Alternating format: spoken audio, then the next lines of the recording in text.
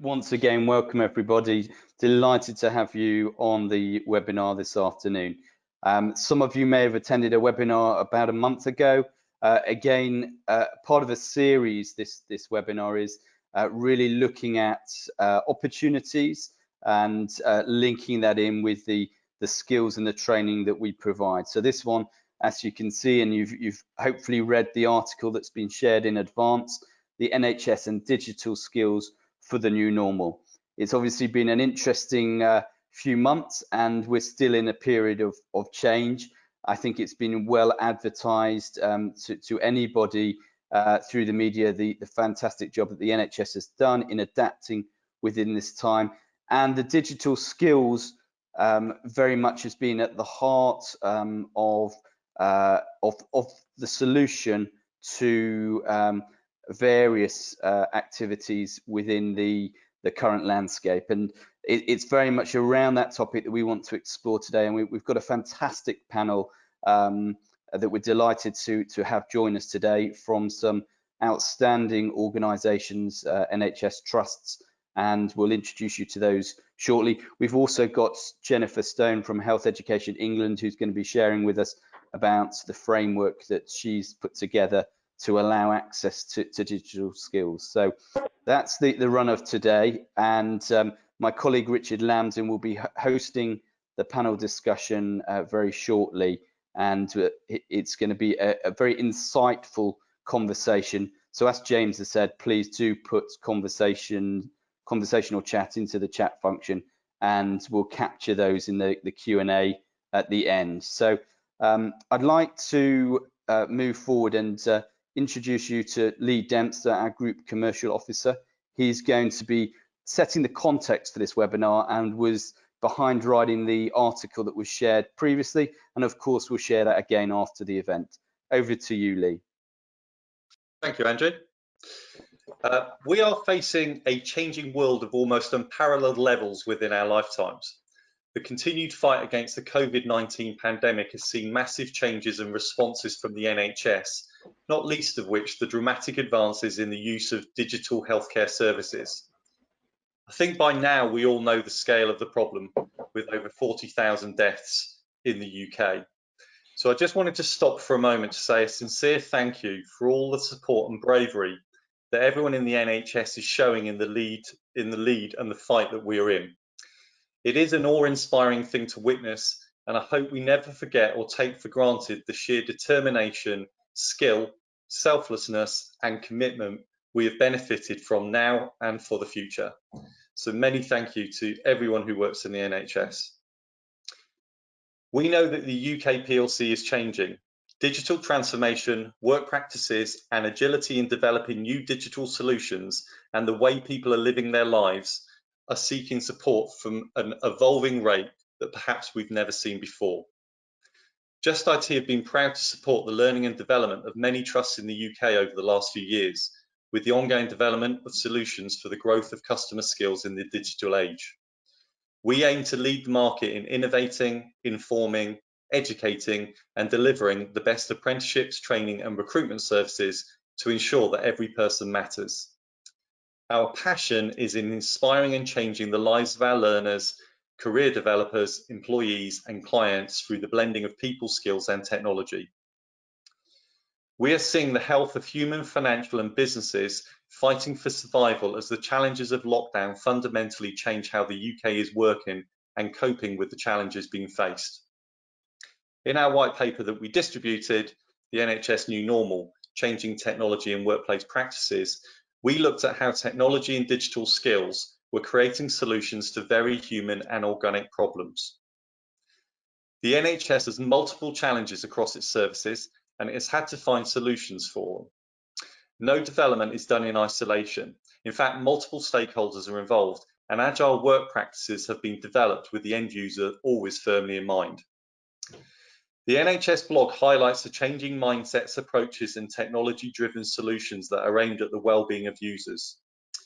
In their Birth in a Time of Solitude article by specialist midwife Laurie Allport, the articles talk about how technology has been pivotal in delivering services during lockdown, highlighting video and secure comms platforms They also highlight how the pandemic has accelerated digital change.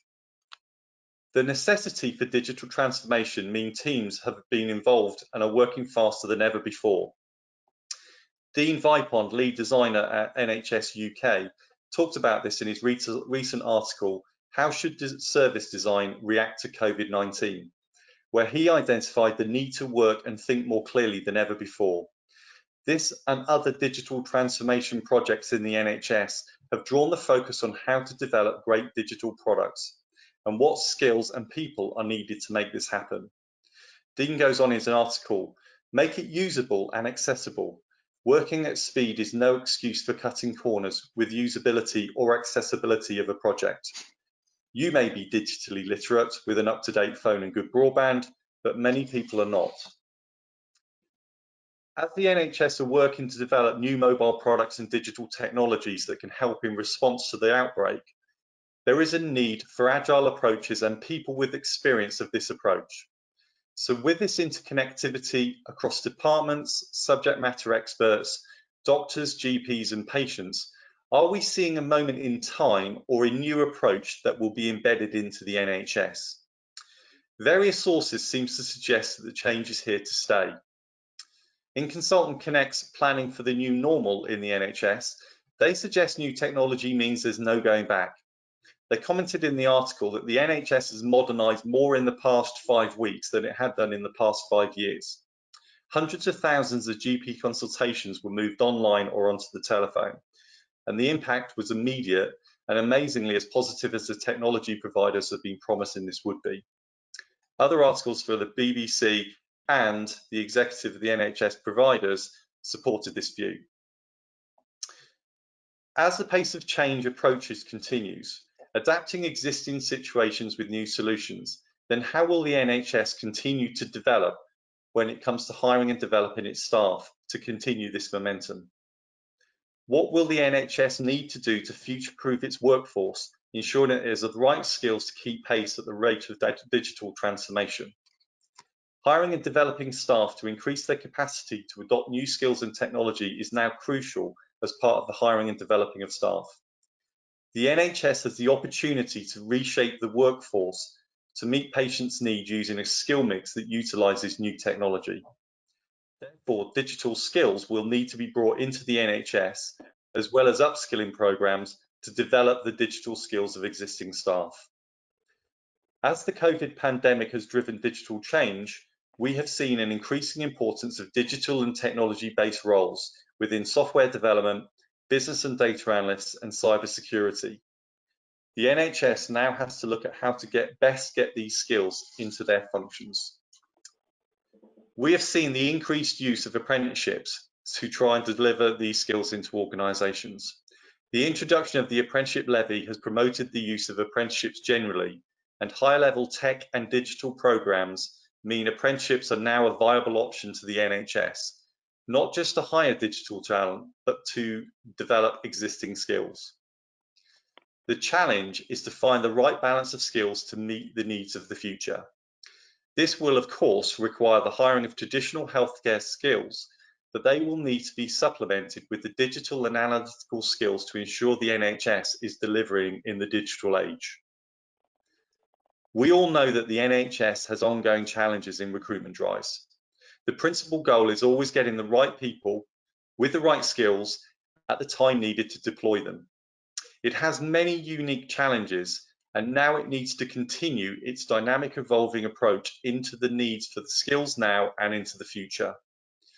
Building a sustainable model, hiring experienced workers, supplemented with a clear talent plan for creating younger talent pipeline for the future, and ensuring they are developed and retained is fundamental to answering this.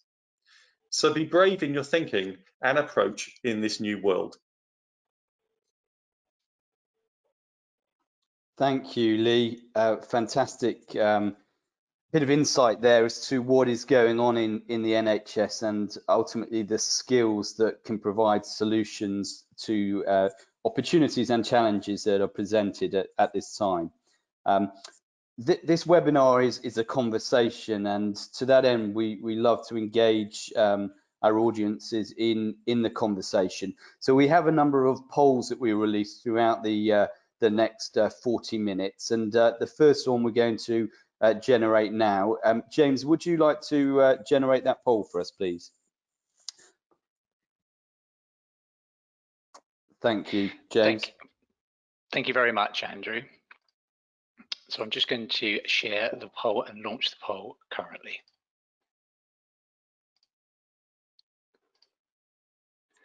So the first poll is, to what degree has technology or workforce transformation impacted you during COVID-19? I can see quite a few people voting at the moment, so I'm going to close the poll in 5, 4, 3, 2, 1, and I will share the results right now. So you will see the results there, Andrew. Fantastic, thanks, James. Not a surprise. We would probably, from all the research previously and our conversations with clients, that would tend to be the profile we'd expect. And given that we've got such a wide variety of NHS trusts on the webinar today, it's really good to see that trend in many ways is still holding out, and we'll pick up on this with the panelists shortly. So thank you for inputting. As I say, there'll be a few more polls through the remaining parts of the webinar today. So I'm now going to go into a further 2 polls actually straight away, just that we can pick up on these with the panelists. So James, could you just release poll 2 and 3, please? Yes, fantastic, Andrew. So I'm going to launch poll 2 now, then share the results, and then we'll do poll 3. So I'm launching the poll right now. So poll 2, do you feel that a new normal will change your work practices and the skills that you will need?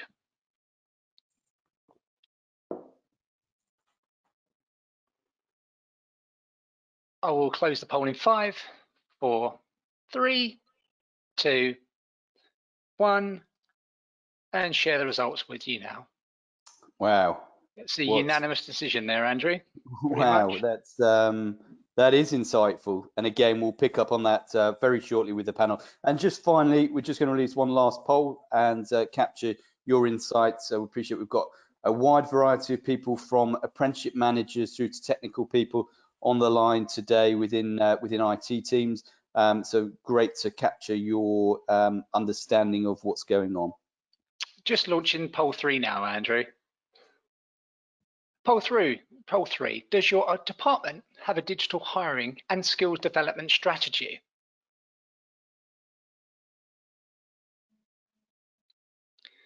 Votes are coming in thick and fast, but I'm going to close that in 5, 4, 3, 2, 1, and then share it with your good self.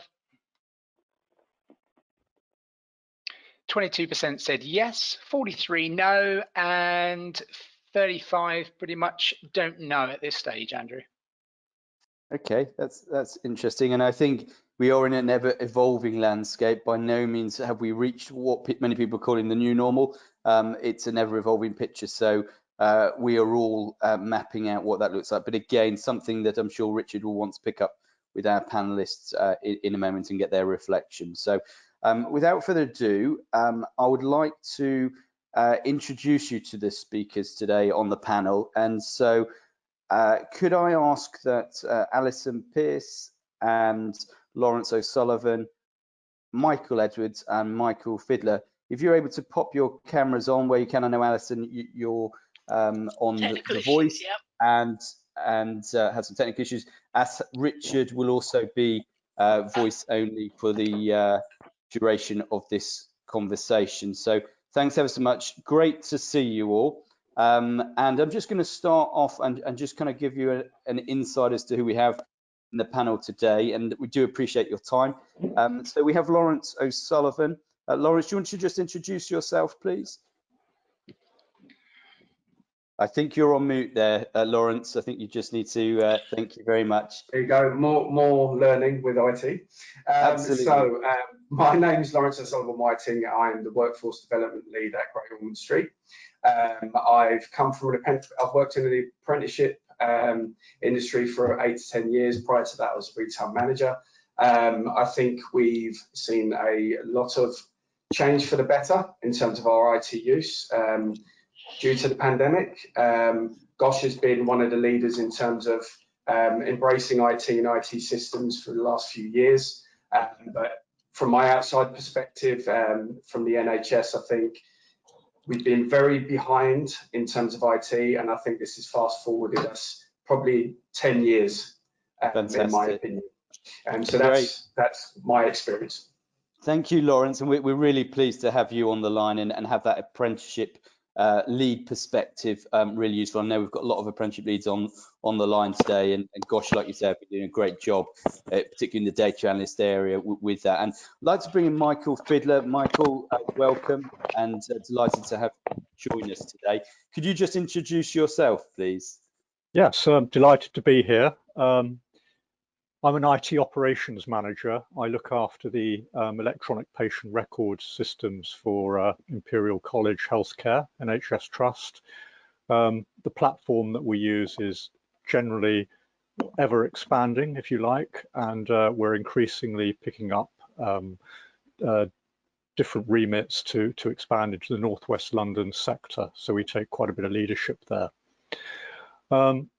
So working for the IT operations department, we've pioneered apprenticeships in IT in my own teams. So that's looking after the EPR system. And I'm engaged with the rest of ICT operations in terms of the infrastructure, so not just applications, and trying to apply or roll out apprenticeships for these areas too. So that's really been my recent experience is initiating apprenticeships and really discovering how well received they are and how useful they are to the IT department and to the NHS in general. Fantastic, Michael. I know you've been a huge advocate and a passionate one at that to energize colleagues, and I hope what comes out in the conversation, something we'll pick up later, is that it's a journey to bring in the right skills, as Lee's indicated in his opening piece, and it's all working together on that. And the business analyst program that you've put in place is a good testimony to the hard work of you and your colleagues. So great to have you join us. Michael Edwards, welcome to the panel discussion. Would you like to just introduce yourself and welcome and thank you? Yeah, hi, thanks for having me. So I'm the Safety Informatics and Datix Manager at the Royal Free. So our team is responsible for looking after the patient safety and patient experience software used by the organisation. So I line manage a team of 2, including 1 data analyst apprentice. And I was involved quite from the start in terms of actually picking out the appropriate apprenticeship and recruiting the staff member as well. Fantastic, thank you, Michael. Great to have that perspective, a line manager, someone who's again been an advocate, but on the day-to-day side, actively involved in a journey of learning experience and upskilling with an individual. So thank you, Michael. Alison, Pearce, delighted to have you with us, and I know you're well versed in webinars. You're a bit of a pro. I'm going to hand straight over to you to just give us a bit of an intro. Thank you. Thanks, Andrew. My name's Alison Pearce. I'm the Quality Delivery Manager at BCS. Fundamentally, it was a role that kind of evolved as apprenticeships developed. My background is system design and implementation, but I've worked both commercially and in the education sector for IT for quite a number of years now. I have a real passion for apprenticeships, which is why I'm now at BCS. And I sort of firmly believe that, if we can support the apprentices, we're obviously developing the pipeline moving forwards for all different sectors. It's irrespective of the employer or anything else, we need to make sure that the apprentices have the required skills and competencies to be able to transfer to any sector. Fantastic. And I know that you and your colleagues, we work very closely with BCS and with you yourselves being the endpoint awarding body for a lot of those and helping us along that journey. delighted to have you with us. Richard, I'm going to hand over to yourself. You're going to be hosting the panel discussion. So over to you, Richard, and I look forward to hearing from all the panelists the insight that they've got to share today. Thank you, Richard. Thank you, Andrew, and good afternoon, everybody. Just picking up on the first poll, if I may, I think if my maths still stands the test, 89% of the audience said there'd been either a very big or a noticeable impact from COVID in terms of technology and transformation. So initially, I want to come to Lawrence and the two Michaels, if I may, because you can give, I think, some real practical examples across your trust and how that's been. So, Lawrence, if I come to you first, I think in particular, I'm obviously aware from working with Gosh that there is an initiative, a drive initiative to kind of digitalise things across the hospital, isn't there? In totality, but do you want to talk a little bit about perhaps, I don't know, the medical record side, and would that be a good example of what's been going on? Do you want to share your experience for us for a couple of minutes? Yeah, sure. So go on, Michael. Lawrence first, if we could. Gosh. Yeah. Okay. Michael Fidler, is that? Yeah. No, Michael, Lawrence, please. Oh, sorry, beg your pardon. Okay. So Gosh spent 3 years looking at implementing a system called Epic, which in essence was an electronic patient's record system. This obviously took a lot of time, a lot of money, a lot of planning. It was implemented a year and a half ago. It's made recognisable differences to our patient services, their experience. But I would say prior to the pandemic, we probably weren't utilising every aspect of Epic and its capabilities. The pandemic forced us to probably start to use its full capabilities. And like anything with IT, I think a lot of the reluctance to use IT systems and it all surrounds change and the doubt about the use of it, a new system, remote access and so on. What we found is having took feedback and reflected on the pandemic and the last 3 months, we've been able to in fact increase our outpatient appointments. We've been able to see up to 200 outpatients a day and record them effectively now that we're starting to use that Epic capability of remote access. We've seen over 400 recognised benefits to the trust across the board.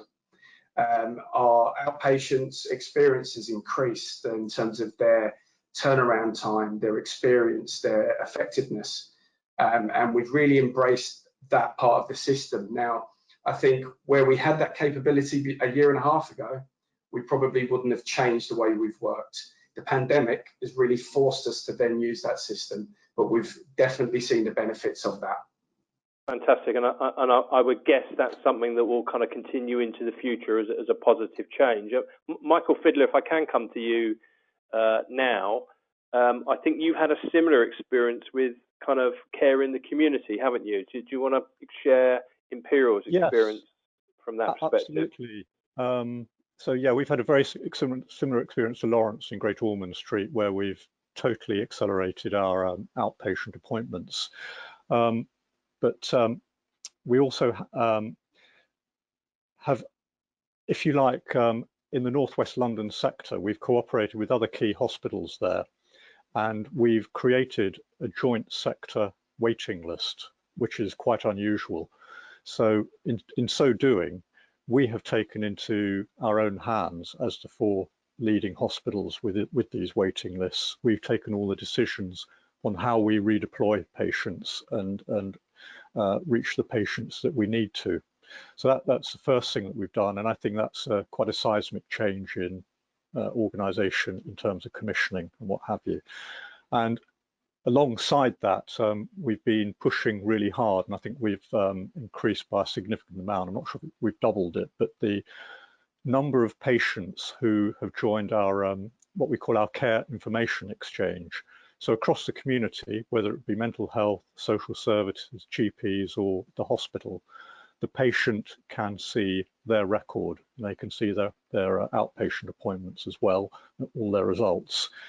And indeed, we in the trust have been encouraged to join this, because as we get tested for COVID, we join the Care Information Exchange to see our own results. So, and I so not only great use of technology, Michael, there's also a positive for the customer in terms of their experience as well, which is obviously a double whammy. Thank you. Michael Edwards, if I can come to you from a more kind of technical viewpoint, what impact has there been in terms of your workload? I'm guessing, you know, like all of us, you're doing kind of more remote working and video conferencing. I'm assuming that's your house rather than the office, Michael, that I can see in the background there, like all of us. So what's been the day-to-day practical impact from a techie viewpoint, you know, and analysing data, etc.? Are you analysing different data? Yeah, so our management were quite prepared coming into this and got us set up to work remotely. So as a team, we were able to adapt quite quickly to be able to do that. But what we did find is that some of our usual workload wasn't there anymore, because we weren't doing the usual day-to-day things across the hospital that we would have been beforehand. So that led to some staff being redeployed to actually help in areas of the hospital where the workload was much higher. Now, one of those areas that was much higher for us was in the bereavement department. And one of the things we had been working with already was actually helping them to move from a paper-based system to an online system that we use, and just adapting it and utilising it for them. And what that's allowed us to do is basically record all of those. Every death is recorded into the system, and that's actually kept in the same place as all of our complaints, risks, incidents. And in terms of data, it's really allowed us to be able to triangulate and look for trends and see what's going on in the hospital. But having that onto an online system means for those people like myself who is working from home right now, I can still log on, see all of that information, and find everything easily without having to worry about paper records. So that's been really helpful. Fantastic. So, Alison, if I can kind of come to you from a skills perspective, there was, you know, I thought quite an interesting response in terms of whether organisations had a digital or hiring skills strategy, and only 22% I think said yes, which is quite a low number. What sort of skills do you think, listening to the experiences of the trust, are they going to need moving forward, and how could that potentially link to apprenticeships, for example, your area of expertise? I think a lot of the topics that we've discussed, a lot of things that people have said this morning, sort of all boils down to sort of the data that people are working with and the management of that data and the digitizing of the data. And I think as much as we've got, you know, the record keeping is more accurate. I've experienced the increase in appointments and done a phone appointment and everything else, and it's been absolutely superb. But all of that data is being captured. But I think what we also need to do is look and be a bit more, proactive, and say, okay, we have the data. What can we, you know, how can we use it to be even more effective? And I think the data analytics is something that is growing in, you know, disproportionately, and we're seeing that coming through on the apprenticeship front. But I think it's been something that's been bubbling under the surface. You know, we have this data, let's use it for the greater good, let's analyze it for a better purpose or to improve. And I think that is something that is going to be a big topic moving forwards, from sort of the skills perspective. But you know, from the business perspective, from apprentices, we've had to obviously digitize everything. Everything's remote, training's remote, you know, from that aspect. And I think that, you know, this has given this situation, this pandemic has given apprentices the opportunity to actually excel in some of their softer skills and actually show that they can be reactive, they can adapt to change, they can, and I hate to use the phrase, but it's the only one I can think of at the moment, think outside of the box.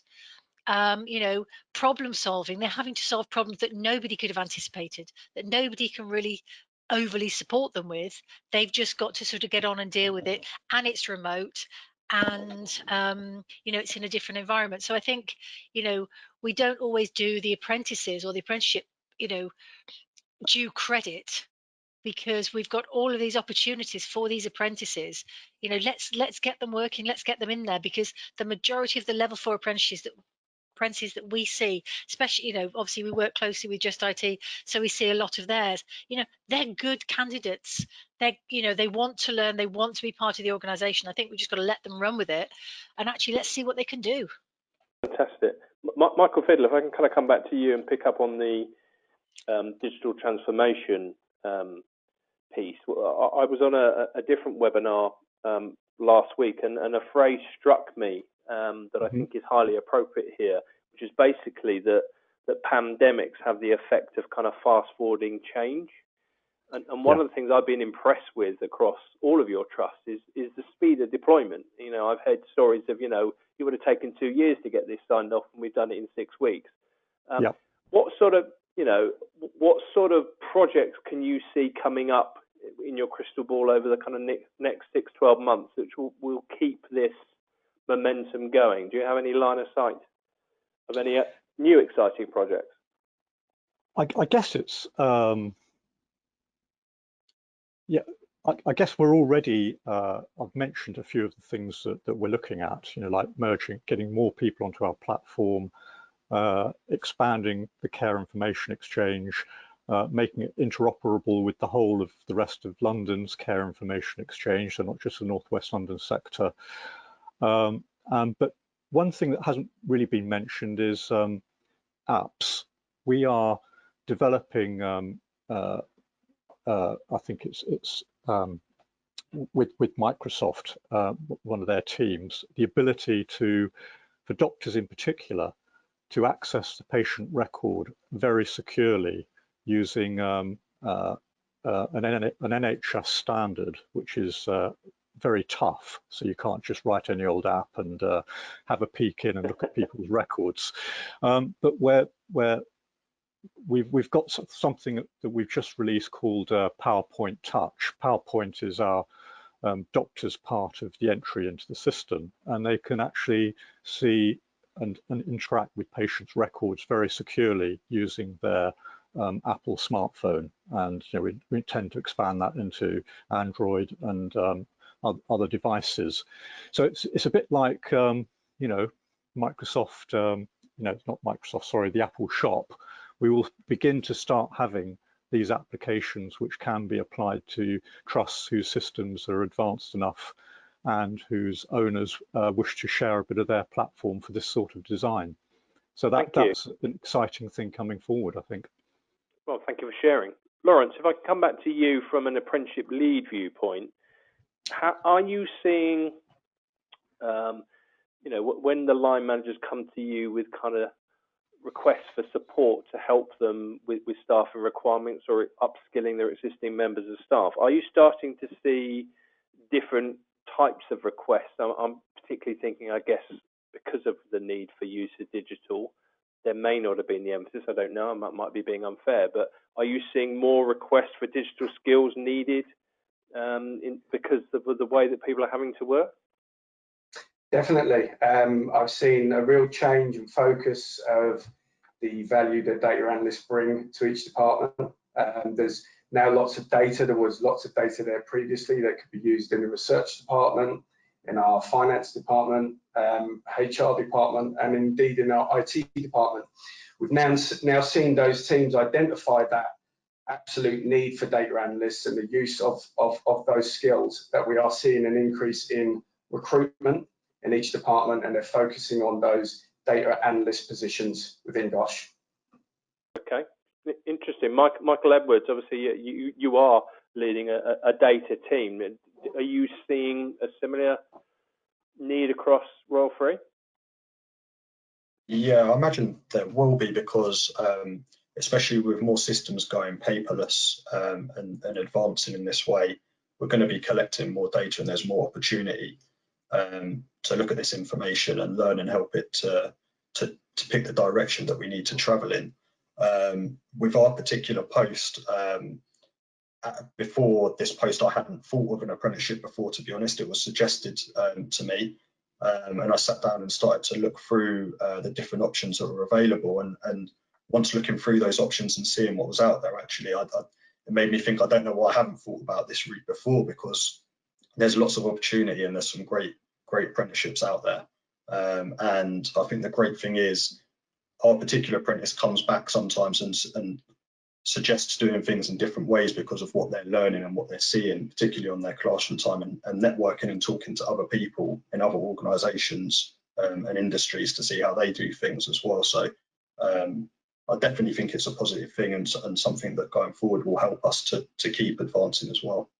Yeah, I mean, I think, that peer-to-peer learning, I echo that, Michael, is so important. And, I think the other thing that the NHS does so well is the collaboration across different trusts. I think sometimes within private sector, we're a little bit, closed shop and don't share ideas. But I think, I know that you work collaboratively in developing things.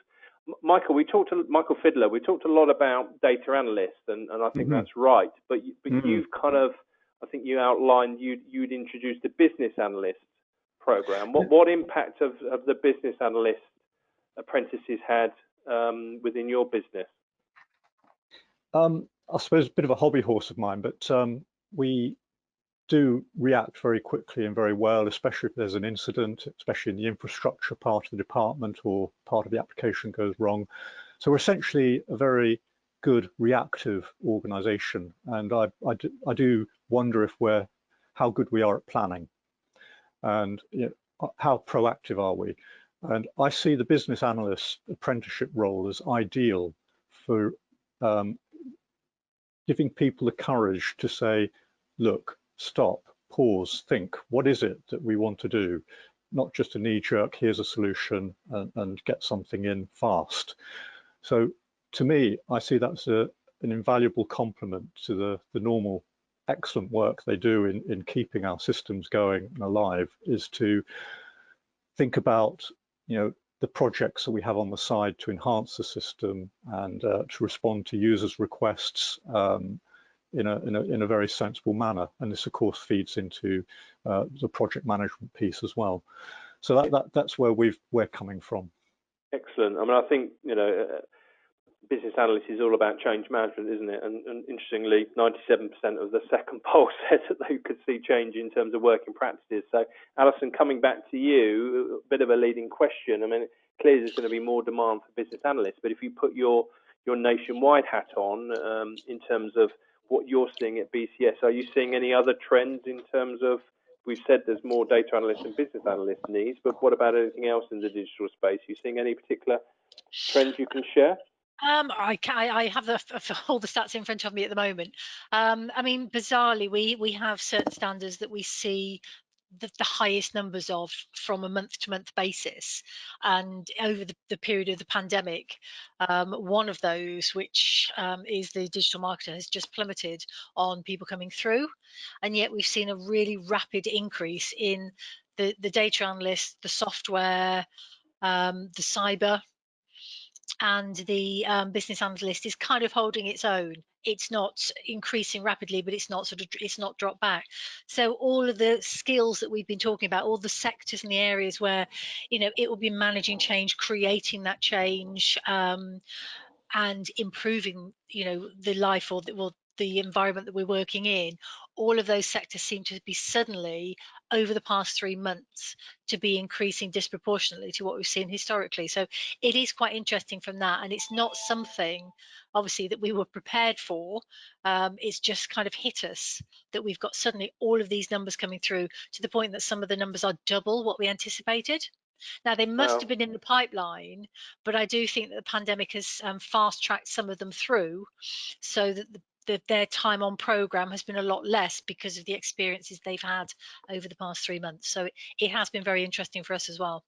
Yeah, I mean, I see a real logic in that, in the sense that we've talked about, obviously, that data's been absolutely critical, hasn't it, in terms of the way that the organisations and government and the scientists and the NHS have kind of predicted the course of this pandemic. So you'd understand why those need change management, business we've spoken about. I guess more and more of us are accessing systems online because we can't get out and about into shops, or we might be accessing the BBC website or whatever it might be. So you can see where the software development skills might be needed. What do you think is impacting the digital marketing? Because that's a curious one that should have dropped. It is curious, and we're not quite sure whether it's because you know, the focus within organisations is changing, so that the apprentices aren't on site to be running the campaigns, to be investigating them. But we would have thought, you know, being the digital technology, that would come through. So it's something we're actually looking into, just for our own interest, because, you know, suddenly to drop to maybe 50% of what it was before is quite remarkable. And, you know, much as it's starting to come back through, I'm not sure, we don't know why there was that drop. But as I said before, the data analyst has more than doubled what we were anticipating. So it has been really interesting over that sort of, let's say, 4-month period. Superb. I'm conscious of time, so I'm just going to ask the same question to Lawrence, Michael, and Michael, if I may, in terms of very briefly looking at your own trust. You know, over the next 3 to 6 months, and I'll go left to right as I'm looking at you on my screen. So Lawrence, starting with you, and then Mr. Fidler, and then Mr. Edwards. So Lawrence first. What needs, what skills, whether they be permanent staff or apprentices, what particular roles can you see growing, you know, in the next 6 months? I think it's we've seen that we've had members of our teams that have had those skills, and they've been utilised during this pandemic and seconded in certain roles. So I think managers have definitely seen the benefits of having someone as a data analyst in your team to look at the data and produce outcomes and make plans, even to do with our workforce sort of deployment during the pandemic. We've had to analyse data to be able to produce plans to work effectively. So I think there's going to be a real need. Even our IT department has seen a real need for that. They're eager to get fresh faces, young talent into their department. So I think it's going to be a growing industry and a growing need across the board. Fantastic, thank you. So echoing Alison's experience there of a doubling in demand for data analysts, you'd back that up. Michael Fidler, anything particular in Imperial that you think? More of the same with business analysts. We're moving into infrastructure technicians. We think that's important. And I do agree with what Alison was saying. I think we need to be thinking about the data side of things. I think data is increasingly apparent in what we have to do. Superb, thank you. And Michael, last word for you. Obviously, you will say data because that's your area of specialism, but are you getting any noises elsewhere in your other departments you interact with? Other skills, perhaps? I think data, yeah, is obviously because we're going to be getting more and more. But I think the other part of our particular role is probably going to be around some customer service skills as well, in terms of actually helping people and getting them on board with using data as well, because people who have not been used to using some of these online systems and are used to paper-based and kind of holding their hand through the process of getting them on board and engaged and guiding them through the process as well, I think is going to become a big thing for us. Yeah, no, that's a really good note to end on. I think that user experience is what you're referring to there, and how we support users, I think is critical, isn't it? I'd like to say a big thank you to Lawrence, Michael, and Alison for your insight there. I'm going to hand back to Andrew as the compere to lead the next section. Thank you, Richard, and thank you, panelists. Really insightful. And I think for everyone online, there was a lot of content and narrative that was shared there. So we will be sharing a recording of this webinar afterwards. So if there's something you wanted to kind of hear again, then you can do so. Can I just ask the panelists if you can put your video to off and your voice to mute, and that'd be fantastic, and we'll obviously engage you for the Q&A. And may I just say again that there is an opportunity to feed into the chat feature any questions that you might have. So just wanted to move on now with our conversation. And as a training provider working for over 19 years with 3,500 candidates going through, we're an Ofsted good provider delivering remote solutions. We have been in the apprenticeship space for a number of years now. Obviously COVID came and we've adjusted, but being well placed to adjust because we've been able to deliver online prior to COVID. And we're very much supporting learners with their digital skills across this time period. So throughout the COVID, from the word go really in March, within the space of a few days, we were fully enabled and rolled out so that no learner was missing out on valuable time with their coach, particularly because digital skills, as we talked about, are so relevant at this time, and that continues to be our focus.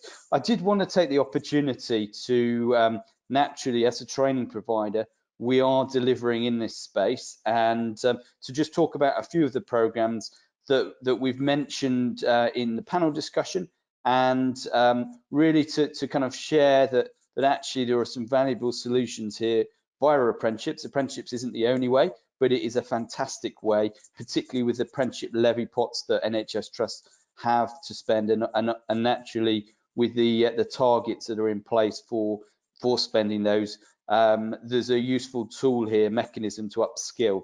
So if I firstly talk about the data analyst, we are working with a vast number of trusts in this space.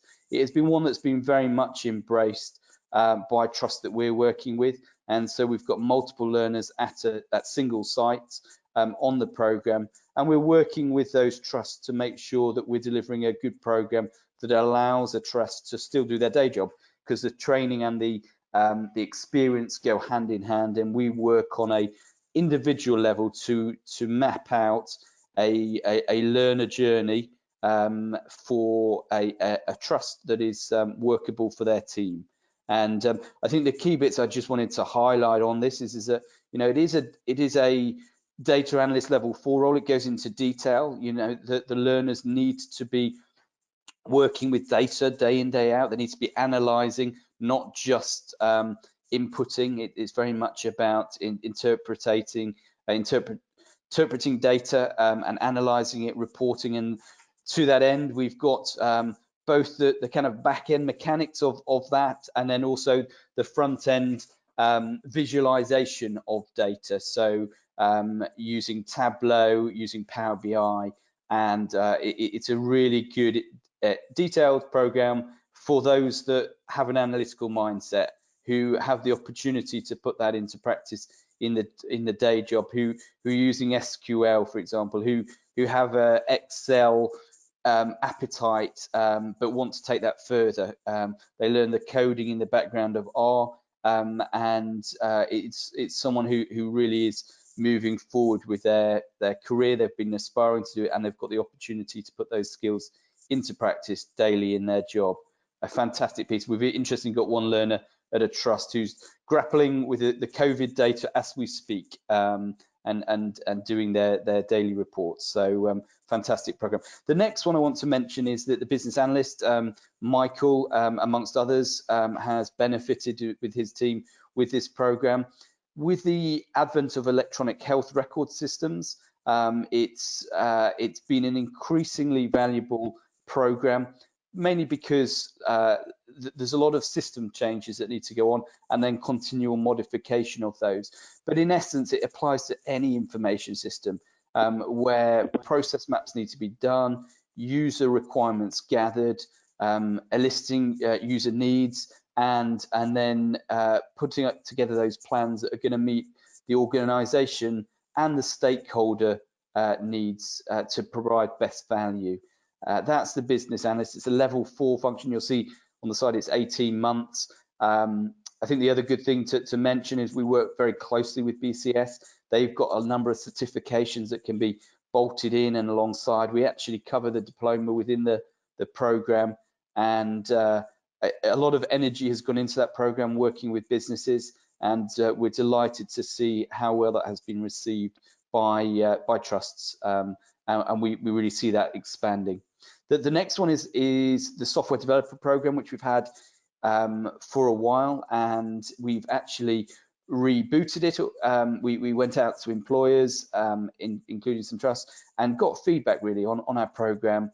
And now we've come up with a program that's a lot more well-rounded. So it provides a full stack journey, so that no matter what the environmental context, the learner can apply the skills, the principles to their role. So whether that be as a mobile application analyst, whether that be in the data side, whether it be within the a pure software developer side, providing they can feed into those bits daily within a team context, and they will work with their coach to put the wider framework that they're learning into practice within whatever language that is, whether it be C#, Java, etc., or Python. We can provide a tailored solution that will work with that individual. And so there's a huge scope there, and particularly as organisations, NHS trusts are growing that programme or growing software programs, we provide the solution with regards to either the upskilling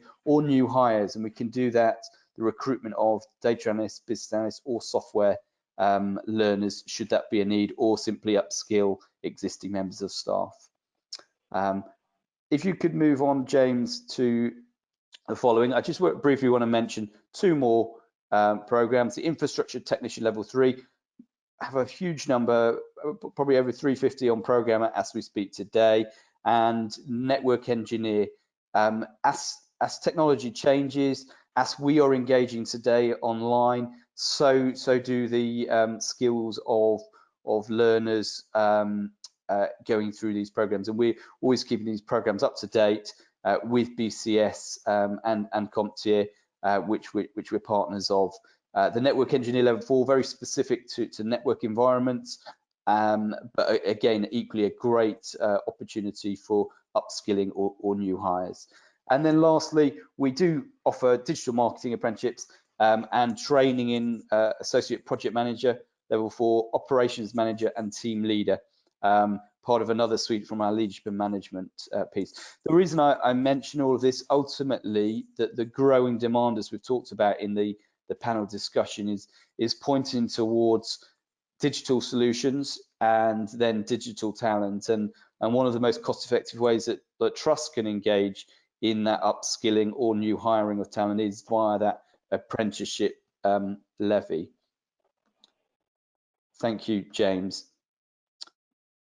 So I'm now going to introduce Jennifer Stone. Jennifer, welcome. Thank you for joining us. And I know that you've been busy. I wanted to give you a few moments to just share a little bit about the vehicle, really, by which people can access these training programs. Over to you. Thank you. Thanks, Andrew. Okay, so yeah, I'll keep it short and sweet. I am Jennifer Stone, Apprenticeship Relationship Manager for Health Education England, and I cover the London region. So not long ago now, beginning of the year, released a digital framework procurement for the whole of London, which means that we've pulled together a procurement framework, which means that the trusts in London and the wider social care, primary care, can call off of it the order without having to go through procurement themselves. So because the levy is the trust's organisation's money, you have to go through a procurement process. So by me running this as a pan London, it means that it hasn't got to be done individually and people can call off of this. So there is a process that needs to be followed, and I have sent out the user guide, the employer guide, to all my trusts in London. But if there's anyone on the call that wants it, I don't mind. If you don't have my email address, you can contact Andrew and I can send it through. As I say, it's open to all public sector, so it's not just the NHS, it is the wider sector as well.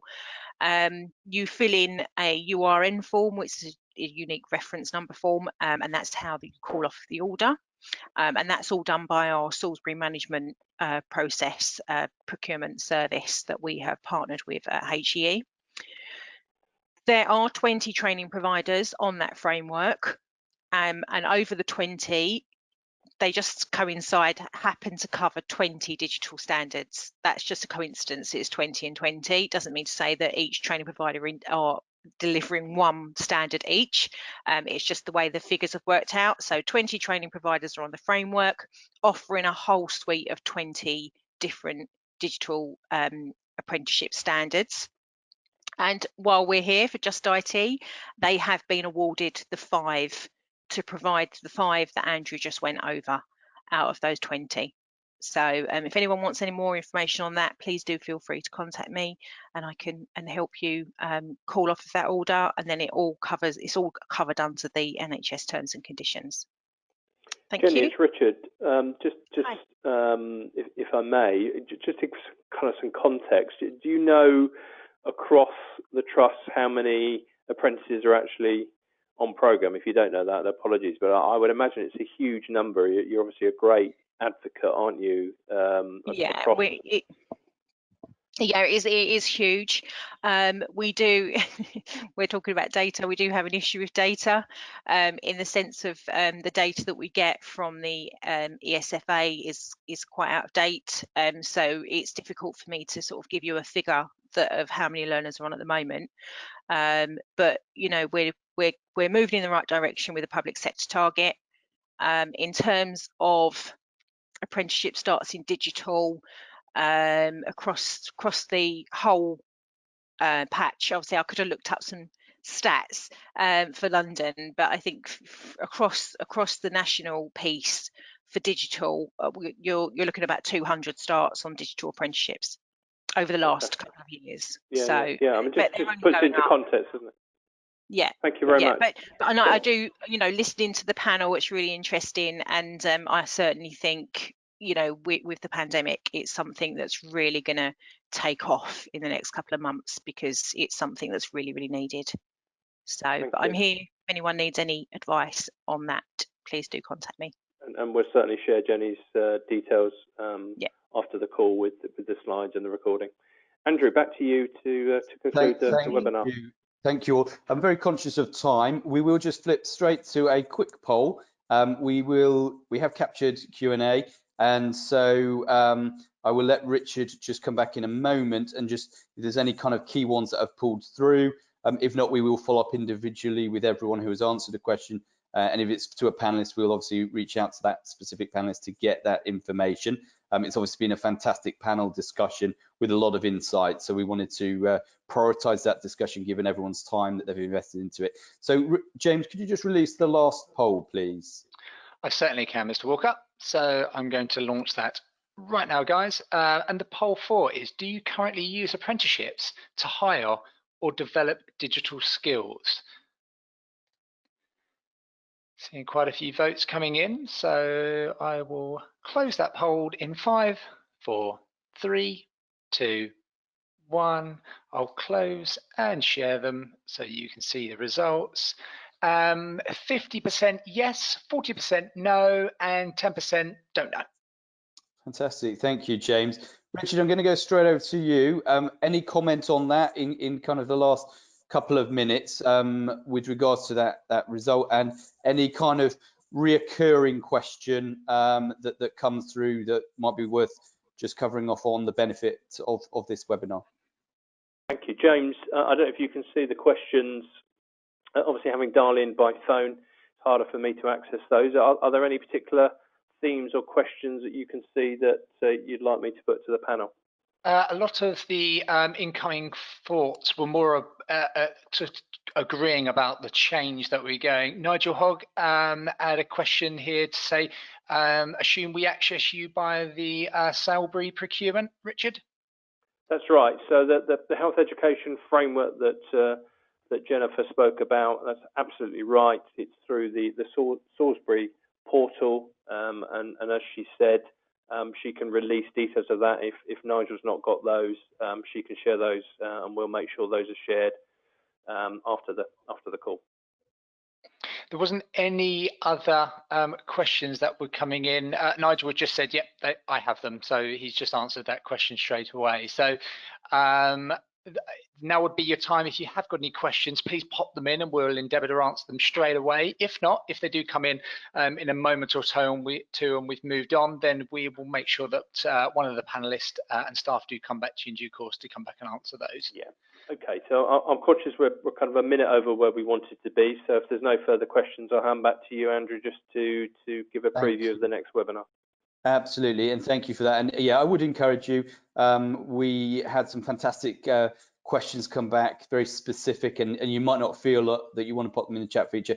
Feel free to email them to us, and and we'd be delighted to kind of follow up in detail with you and continue the conversation. Really, it's an ever-evolving picture, and so we want to work with your organisations to see what part we can play in bringing digital skills to the needs of the NHS and the wider trust. So we've popped our contact details on the page now on the screen. If you have got questions, feel free to email us there. You can access more information on the below website. And moving forward, as I said, this is part of a series of webinars. We will be talking a bit more detail about the future of software, particularly focusing in on the software. This has been a very overarching conversation around the NHS and skills. This will be around that software piece. And so if your organisation, it sounds lots of trusts are investing into this area, it'd be fantastic to get yourself registered. Links will be going out on that. So thank you for that. And lastly, just to say, really appreciate your time today. And we want to thank you for engaging, for watching, for being a part of this conversation, whether a panelist or dialing in. We will be sending a recording, but can I just ask you to stay on for one more moment? We're going to exit the webinar, and an auto-generated survey will be shared. We love to capture feedback, really, because we want to provide a better service going forward, continually evolving to meet NHS trust needs. So it's a very short, simple survey. If you could just respond, that would be much appreciated. Then we can bring you more and better content as we move forward.